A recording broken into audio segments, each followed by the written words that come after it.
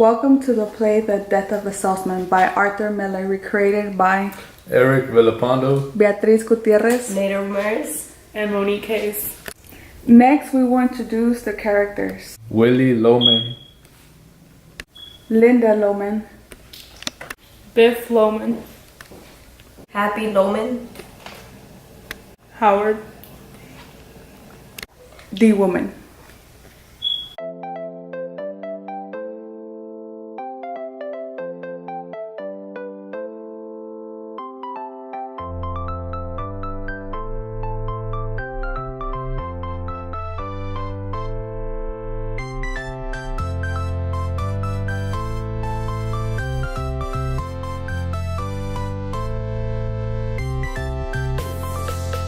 Hearing Willie outside the bedroom caused with some trepidation.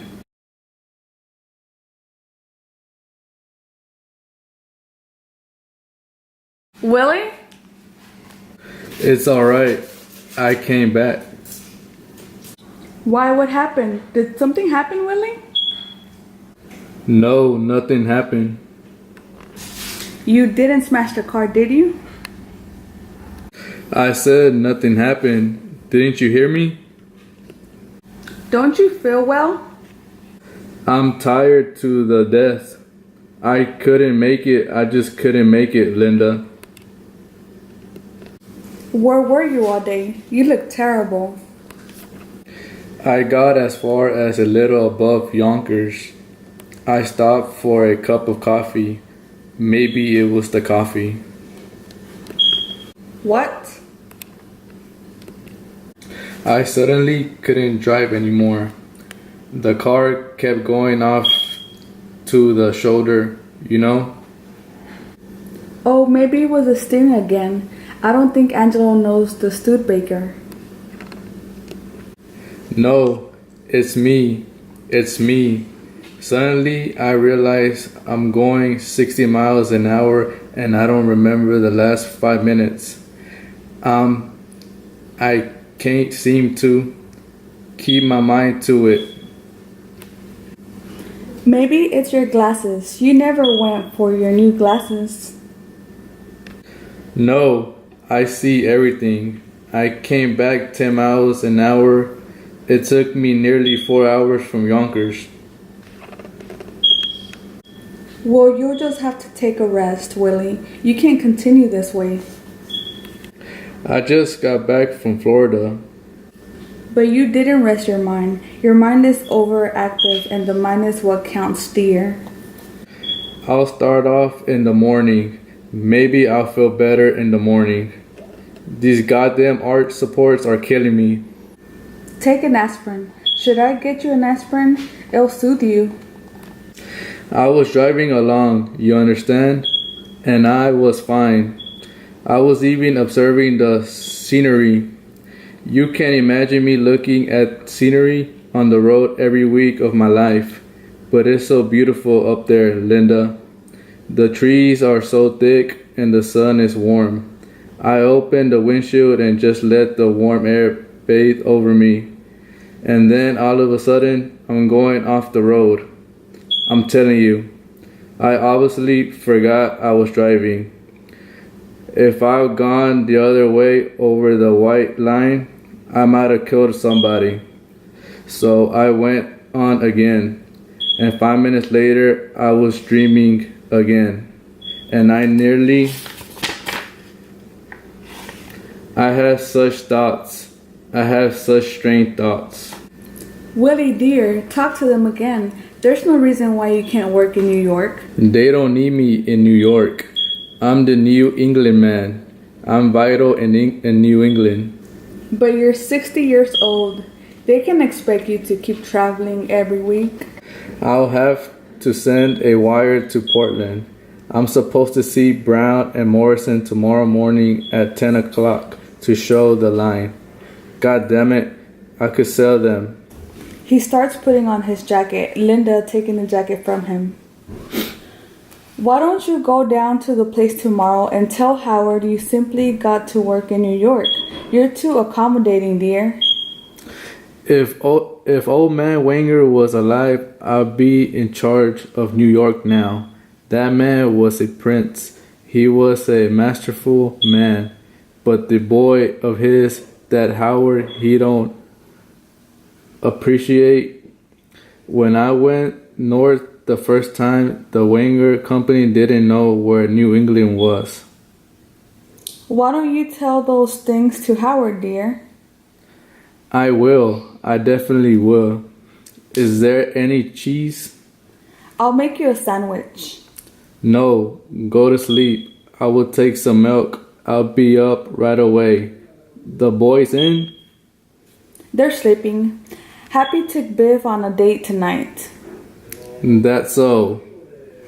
It was so nice to see them shaving together, one behind the other in the bathroom, and going out together. You notice the whole house smells of shaving lotion? Figure it out. Work a lifetime to pay off a house. You finally own it. And there's nobody to live in it? Well, dear, life is a casting off. It's always that way. No, some people accomplish something. Did Biff say anything after I went this morning? You shouldn't have criticized him, Willie, especially after he just got off the train. You mustn't lose your temper with him. When the hell did I lose my temper? I simply asked him if he was making any money. Is that criticism? But dear, how will he make any money? There's such an undercurrent in him. He became a moody man. Did he apologize when I left this morning? He was crestfallen, Willie. You know how he admires you. I think if he finds himself, then you'll both be happier and not fight anymore. How can he find himself on a farm? Is that a life? A farmhand?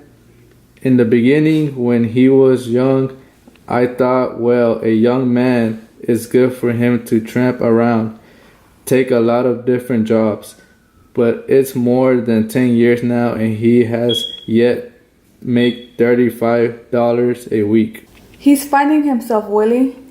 Not finding yourself at that age of 34 is a disgrace. Shh. The trouble is, he's lazy. God damn it. Willie, please. Biff is a lazy bum. They're sleeping. Get something to eat. Go on down. Why did he come home? I would like to know what brought him home. I don't know. I think he's still lost, Willie. I think he's very lost. Biff Loman is lost? In the greatest country in the world, a young man with such a personal attractiveness gets lost, and such a hard worker? There is one thing about Biff. He is not lazy. Never. I'll see him in the morning. I'll have a nice talk with him. I'll get him a job selling. He could be big in no time. My God. Remember how they used to follow him around in high school? When he smiled at one of them, their faces lit up. When he'll walk down the street, He loses himself in reminiscence. Linda trying to bring him out of it. Willie dear, I got a new kind of American type cheese today. It's whipped. why do you get American when I like Swiss? I just thought you'll like a change. I don't want to change. I want Swiss cheese. Why I'm always being contradicted. With a covering laugh. I thought it will be a surprise. Why don't you open a window in here, for God's sake? They're all open, dear. The way they boxed us in here, bricks and windows and bricks. We should bought the land next door. The street is lined with cars. There is not a breath of air in the neighborhood. The grass don't grow anymore. You can't not raise a carrot in the backyard. They should have had a law against apartment houses. Remember those two beautiful elm trees out there when I and Biff hung the swings between them? Yeah, like being a million miles from the city. They should have arrested the builders for cutting those down. They massacred the neighborhood. More and more I think of those days. Linda, this time of the year, it was like in wisteria. And the ponies would come out and the daffodils would fragrance in the room.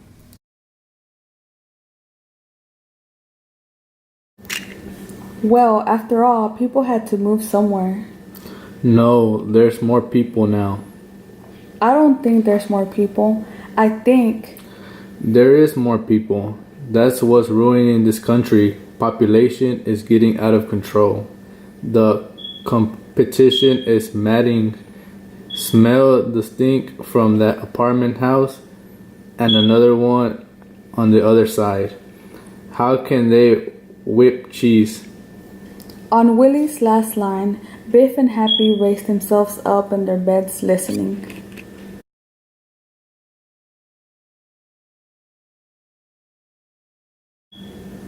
Go down, try it, and be quiet.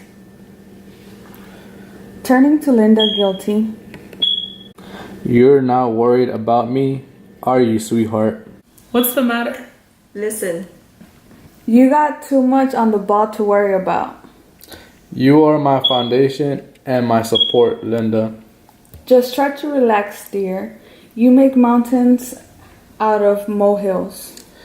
I won't fight with him anymore. If he wants to go back to Texas, let him go. He'll find his way. Sure, certain men just don't get started till later in life, like Thomas Edison, I think, or B.F. Goodrich. One of them was deaf. He starts for the bedroom doorway. I'll put my money on Biff.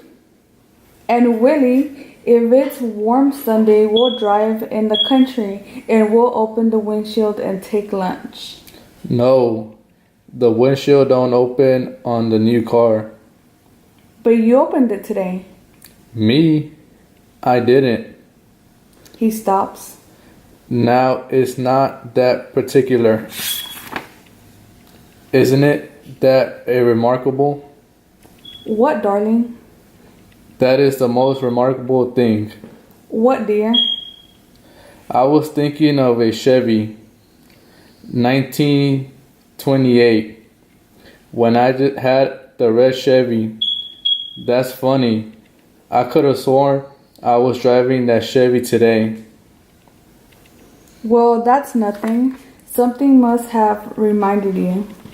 Remarkable. Remember those days? The way Biff used to summonize that car? The dealer refused to believe there was 80,000 miles on it. Close your eyes. I'll be right back. He walks out the bedroom. Jesus, maybe he smashed up the car again. Be careful on the stairs, dear. The cheese is on the middle shelf. He's going to get his license taken away if he keeps that up. I'm getting nervous about him. You know, Biff? His eyes are going. No, I've driven with him. He sees all right. He just doesn't keep his mind on it. I drove into the city with him last week. He stops at a green light and then turns red and he goes. Maybe he's colorblind. Pop? Why, he's got the finest eye of color for business. You know that. I'm going to sleep. You're not still sour on Dad, are you, Biff? He's alright, I guess. Yes, sir. 80,000 miles. 82,000. You smoking? Want one? I can never sleep when I smell it. What a summonizing job. He. Funny, Biff. You know, us sleeping in here again, the old beds, all the talk that went across these two beds, huh? Our whole lives. Yeah, a lot of dreams and plans. About 500 women would like to know what was said in this room. Remember that big bestie something? What the hell was her name? Over the Bushwick Avenue? With the collie dog? That's the one. I got you there, remember? Yeah, that was my first time, I think. Boy, there was a pig. You tell me everything I know about women. Don't forget that. I bet you forgot how bashful you used to be, especially with girls. Oh, I still am, Biff. Oh, go on. I just control it, that's all. I think I got less bashful and you got more so. What happened, Biff? Where's the old humor, the old confidence? What's the matter? Why does Dad mock me all the time? He's not mocking you. Everything I say, there's a twist of mockery on his face. I can't get near him. He just wants you to make good. That's all. I wanted to talk to you about Dad for a long time, Biff. Something's happening to him. He talks to himself. I noticed that this morning, but he's always mumbled. But no, not so noticeable. It got so embarrassing I sent him to Florida. And you know something? Most of the time he's talking to you. What's he say about me? I can't make it out. What's he say about me? I think the fact that you're not settled, that you're still kind of up in the air. There's one or two other things depressing him, Happy. What do you mean? Never mind, just don't lay it all on me. But I think if you got started, is there any future for you out there? I tell you, Hap, I don't know what's the future is. I don't know what am I supposed to do or want. Don't you have a radio in the car? Well, yeah, but whoever thinks of turning it on? Say, aren't you supposed to be in Boston? That's what I want to talk to you about, Howard. You got a minute? What happened? What are you doing here? Well... You didn't crack up again, did you? Oh, no. Geez, you had me worried there for a minute. What's the trouble? Well, to tell you the truth, Howard, I come to the decision that I'd rather not travel anymore. Not travel? Well, what'd you do? Remember Christmas time when you had the party here? You said you would try to think of some spot for me here in town? With us? Well, sure.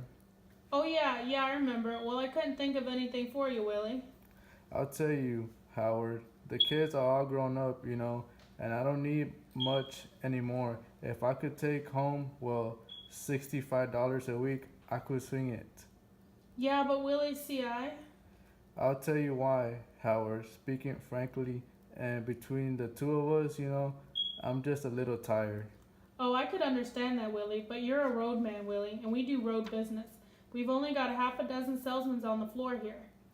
God knows, Howard, I never asked for a favor of any man, but I was with the firm when your father used to carry you in here in his arms. I know that, Willie, but... Your father came to me the day you were born and asked me what I thought of the name of Howard. May he rest in peace. I appreciate that, Willie, but there's just no space here for you. If I had a spot, I'd slam you right in, but I don't have a single solitary spot. Howard, all I need to set my table is $50 a week. But where am I going to put you, kid? Look, it isn't a question of whether I can sell merchandise, is it? No, but it's a business, kid, and everybody's got to pull its own weight. Just let me know you a story, Howard.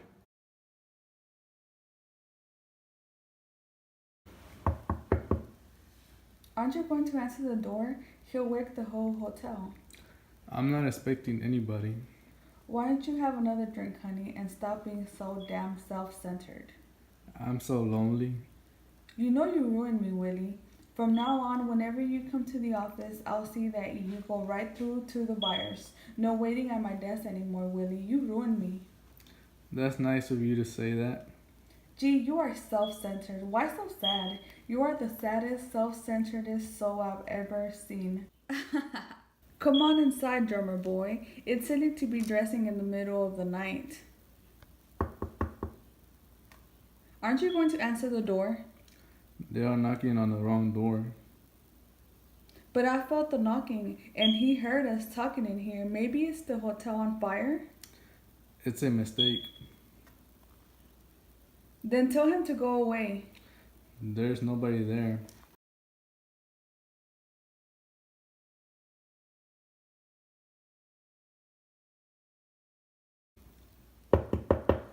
It's getting on my nerves, Willie. There's somebody standing out there and it's getting on my nerves.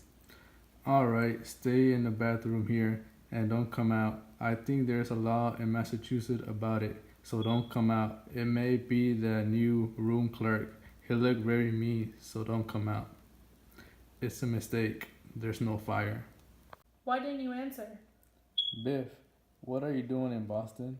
Why didn't you answer? I've been knocking for 5 minutes. I called you on your phone. I just heard you. I was in the bathroom and I had the door shut. Did anything happen home? Dad, I let you down. What do you mean? Dad, Biffo, what is this about?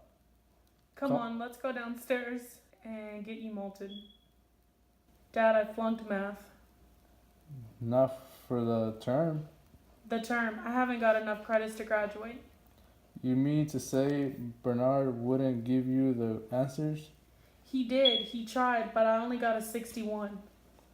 And they wouldn't give you the 4 points? Burnham refused absolutely. I begged him, Pop, but he wouldn't give me those points. You gotta talk to him before they close the school, because if he saw the kind of man you are, you just talk to him in your way, I'm sure he'd come through. The class is right before practice. See, I didn't go enough. Would you talk to him? He likes you, Pop. You know the way you could talk? You're on. We'll drive right back. Oh, Dad, good work. I'm sure he'll change it for you. Go downstairs and tell the clerk I'm checking out. Go right now. Yes, sir. See the reason he hates me, Pop? One day he was late for class, so I got up at the blackboard and imitated him. I crossed my eyes and talked with a lisp. You did? The kids liked it? They nearly died laughing. Yeah? What'd you do? The thack fruit of 36, and in the middle of it walked in. Ha ha ha. Hurry downstairs and... Somebody in there? No, that was next door. Somebody got in your bathroom. No, it's the next room. There's a party. You better go back to your room. They must be finishing painting by now. They're painting her room, so I'll let her take a shower here. Go back, go back. But I got to get dressed, Willie. I can't. Get out of here. Go back, go back. This is Miss Frances, Biff. She's a buyer. They are painting her room. Go back, Miss Frances, go back. Somebody got in your bathroom? Somebody got in your bathroom? No, it's the next room. There's a party. Can I come in? There's something in the bathtub, Willie, and it's moving. You better go back to your room. They must be finished painting it by now. They are painting her room, so I'll let her take a shower here. Go back, go back. But I got to get dressed, Willie. I can't. Get out of here. Go back, go back. This is Miss Frances, Biff. She's a buyer. They're painting her room. Go back, Miss Frances, go back. But my clothes, I can't go out naked in the hall. Get out of here. Go back, go back. Where's my stockings? You promised me stockings, Willie. I have no stockings here. You had 2 boxes of size 9 shears for me, and I want them. Here, for God's sake, will you get out of here? I just hope there's nobody in the hall. That's all I hope. Are you football or baseball? Football. That's me too. Good night. Well, better get going. I want to get to the school first thing in the morning. Get my suit out of the closet. I will get my valise. What's the matter? She's a buyer. Buys for J.H. Simmons. She lives down the hall. They are painting. You don't imagine after a... Now listen, pal. She's just a buyer. She sees the merchandise in her room and they have to keep it looking just so. Alright, get my suit. Now stop crying and do as I say. I'll give you an order, Biff. I gave you an order. Is that what you do when I give you an order? How dare you cry? Now look, Biff, when you're grown up, you'll understand about these things. You mustn't emphasize a thing like this. I'll see Bourbon first thing in the morning. Never mind. Never mind, he's going to give you those points. I'll see it to it. He wouldn't listen to you. He certainly will listen to me. You need those points for the U.S. of Virginia. I'm not going there. Huh? If I can't get him to change that mark, you'll make it up this summer school. You gotta... Oh shit, I need to start over. He certainly will listen to me. You need those points for the U of Virginia. I'm not going there. Huh? If I can't get him to change that mark, you will make it up in summer school. You gotta go all summer too. Dad. Oh my boy. Dad? She's nothing to me, Biff. If I was lonely, I was terribly lonely. You gave her mama's stockings. I gave you an order. Don't touch me, you liar. Apologize for that. You fake. You phony little fake. You fake. I gave you an order, Biff. Come back here, or I'll beat you. Come back here, I'll whip you. As the car speeds off, the music crashes down in a frenzy of sound, which becomes the soft pulsation of a single cello string.